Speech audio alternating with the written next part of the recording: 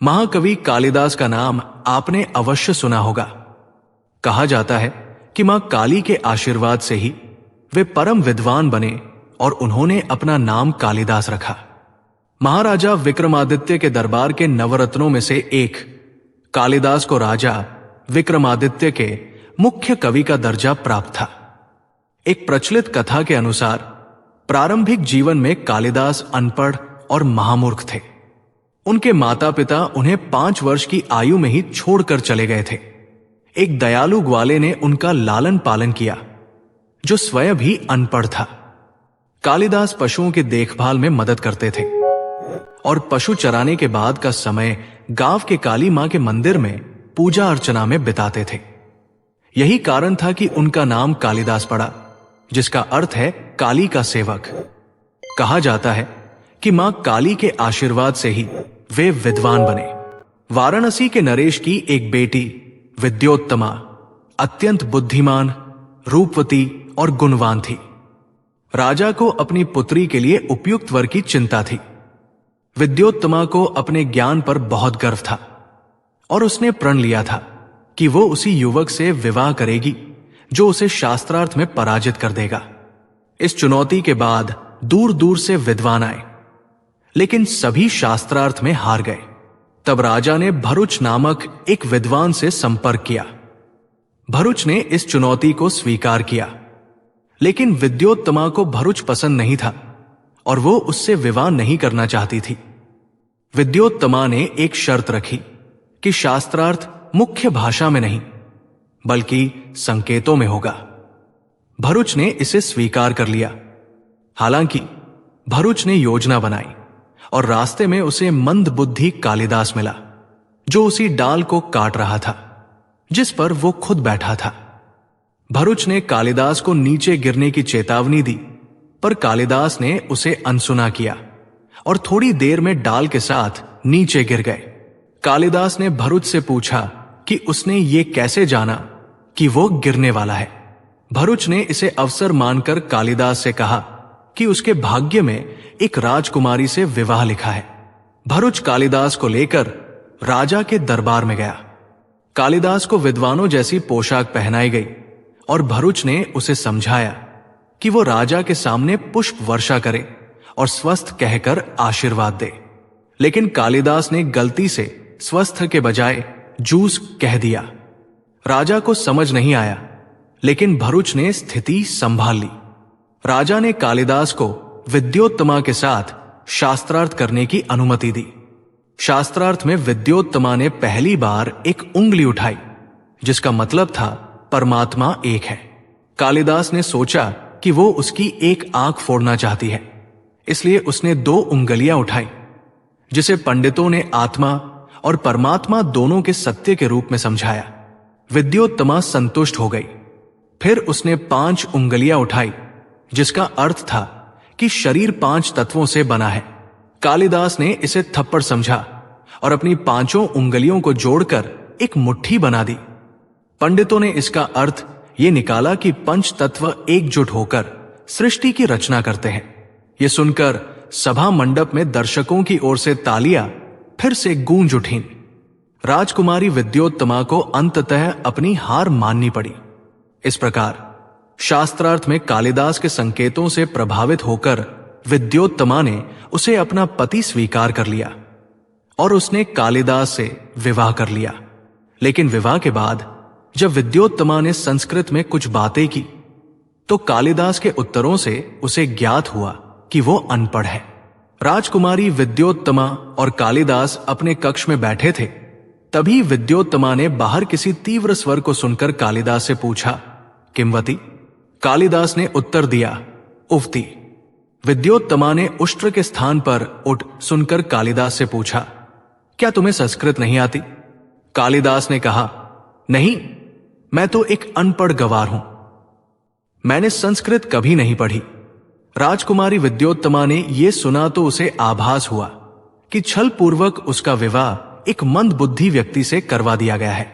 राजकुमारी को जब कालिदास की मंद बुद्धि का पता चला तो वो अत्यंत दुखी हुई और उसने कालिदास को धिक्कारा। उसने उसे घर से निकालते हुए कहा, तुम वापस घर मत आना, विद्योत्तमा ने क्रोध में कहा। कालिदास ने विद्योत्तमा को बहुत समझाया, प्रिय, मैं हमेशा तुम्हें खुश रखूंगा, तुम्हें कभी किसी चीज की कमी नहीं होने दूंगा। लेकिन विद्योत्तमा को एक मंद बुद्धि को अपने पति के रूप में स्वीकार करना पसंद नहीं था। उसने कालिदास से कहा, तुम यहां से चले जाओ, मेरा पति तो कोई विद्वान ब्राह्मण ही हो सकता है, तुम तो एक मंद बुद्धि गवार हो। कालिदास मंद बुद्धि थे, पर लज्जाहीन नहीं। अपने आत्मसम्मान पर पड़ी इस चोट को सहन न कर सके और वहां से चुपचाप चले गए। राजकुमारी विद्योत्तमा के अपमानित करने पर कालिदास ने ज्ञान प्राप्ति का संकल्प लिया और मां काली के मंदिर की ओर रुख किया। कालिदास मां काली के परम भक्त थे, इसलिए वो मां के समक्ष ध्यान लगाकर बैठ गए और कठोर तपस्या करने लगे। कालिदास धीरे धीरे अन्न और जल का भी त्याग कर देते हैं, परंतु फिर भी मां काली प्रसन्न नहीं होती। आखिरकार कालिदास अपना सिर मां काली के चरणों में समर्पित करने के लिए तलवार उठाते हैं, परंतु मां काली प्रकट होकर उन्हें रोक लेती है। कालिदास की भक्ति से प्रसन्न होकर मां काली उन्हें विद्वान पंडित बनने का आशीर्वाद देती है। जब कालिदास के ज्ञान चक्षु खुले तो उन्होंने अनेक स्थानों का भ्रमण किया, वेदों शास्त्रों का गहन अध्ययन किया और विद्वत्ता प्राप्त की। इसके बाद कालिदास ने विचार किया कि अब उन्हें अपने घर लौट जाना चाहिए। अपने घर के दरवाजे पर पहुंचकर कालिदास ने आवाज दी, सुंदरी, अनावृत कपाट दरन देही, कपाट उठ, अर्थात दरवाजा खोलिए। सुनकर राजकुमारी विद्योत्तमा ने कहा, अस्ति कश्चित वाग विशेष, कोई विद्वान लगता है। कालिदास को अपने सामने पाकर विद्योत्तमा दंग रह गई। कालिदास विद्योत्तमा को देखते ही अपने ज्ञान प्राप्त करने के लिए उसका आभार व्यक्त करते हैं। राजकुमारी विद्योत्तमा कहती है, इसमें आभार प्रकट करने की क्या आवश्यकता है, मैं आपकी पत्नी हूं। कालिदास विद्योत्तमा से कहते हैं, तुम मेरी पत्नी थी, किंतु तुम्हारी वजह से मुझे ज्ञान की प्राप्ति हुई है, इसलिए अब तुम मेरी गुरु हो। राजकुमारी विद्योत्तमा ये सुनकर फिर से दुखी हो जाती है। वो उन्हें समझाने का बहुत प्रयास करती है, परंतु कालिदास किसी भी तरह से अपनी पत्नी मानने को तैयार नहीं होते। अंत में राजकुमारी विद्योत्तमा कालिदास को श्राप देती है, तुम्हारी मृत्यु एक नारी के हाथों होगी। कालिदास अपनी पत्नी को छोड़कर जंगल की ओर प्रस्थान करते हैं। वो जंगल में ही भ्रमण करने लगते हैं। एक दिन घूमते घूमते कालिदास महाराजा विक्रमादित्य के दरबार में पहुंचते हैं। महाराजा विक्रमादित्य कला तथा साहित्य के बड़े प्रशंसक थे, इसलिए उन्होंने कालिदास से एक कविता सुनाने को कहा। कालिदास ने उन्हें अपनी कविता सुनाई और राजा विक्रमादित्य उनकी कविता सुनकर बहुत प्रसन्न हुए और उन्हें अपने दरबार में ही रहने के लिए कह दिया। कालिदास दरबार में रहने लगे। उनकी विद्वता और अपार प्रतिष्ठा से प्रभावित होकर लोग उन्हें अजेय मानते थे। कालिदास को अपनी विद्वत्ता का घमंड भी हो गया था। एक बार पड़ोसी राज्य से शास्त्रार्थ का निमंत्रण पाकर कालिदास सम्राट विक्रमादित्य से अनुमति लेकर अपने घोड़े पर रवाना हुए। गर्मी का मौसम था, धूप तेज थी और रास्ते में कालिदास को प्यास लग गई। थोड़ी तलाश करने पर उन्हें एक टूटी हुई झोंपड़ी दिखाई दी। झोंपड़ी के सामने एक कुआं था। उसी समय झोपड़ी से एक छोटी बच्ची मटका लेकर बाहर निकली। बच्ची ने कुएं से पानी भरा और जाने लगी। कालिदास उसके पास जाकर बोले, बालिके, बहुत प्यास लगी है, जरा पानी पिला दो। बच्ची ने पूछा, मैं आपको जानती नहीं, पहले अपना परिचय दीजिए। कालिदास को लगा, मुझे कौन नहीं जानता। फिर घमंड में बोले, बालिके, तुम छोटी हो इसलिए मुझे नहीं जानती हो। घर में कोई बड़ा हो तो उसे बुलाओ, वो मुझे देखते ही पहचान लेगा। मैं एक बहुत बड़ा विद्वान हूं। बालिका बोली, अगर तुम विद्वान हो तो मेरे एक सवाल का जवाब दो। कालिदास ने कहा, पूछो बालिके। बालिका ने कहा, संसार में सिर्फ दो ही बलवान हैं, अपनी प्यास बुझानी है तो उन दोनों के नाम बताओ।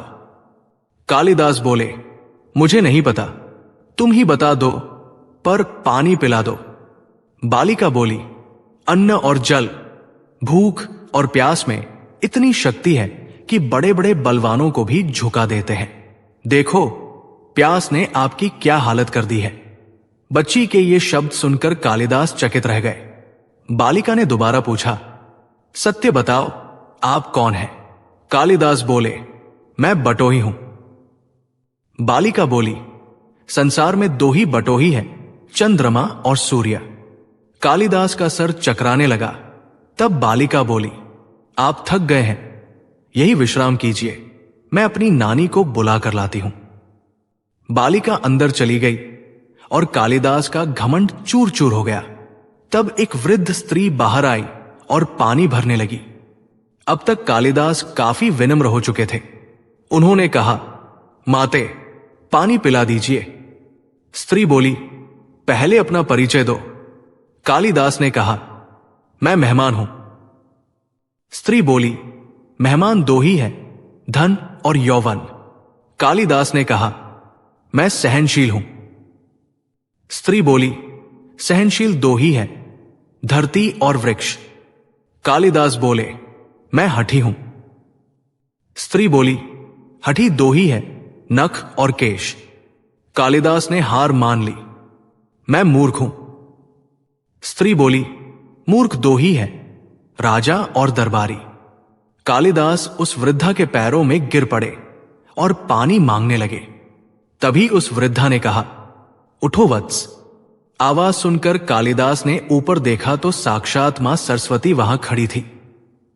सरस्वती माता ने कहा, शिक्षा से ज्ञान आता है, न कि अहंकार। कालिदास को अपनी भूल का एहसास हुआ। उसके बाद उन्होंने साहित्य सृजन को अपनी साधना बना लिया।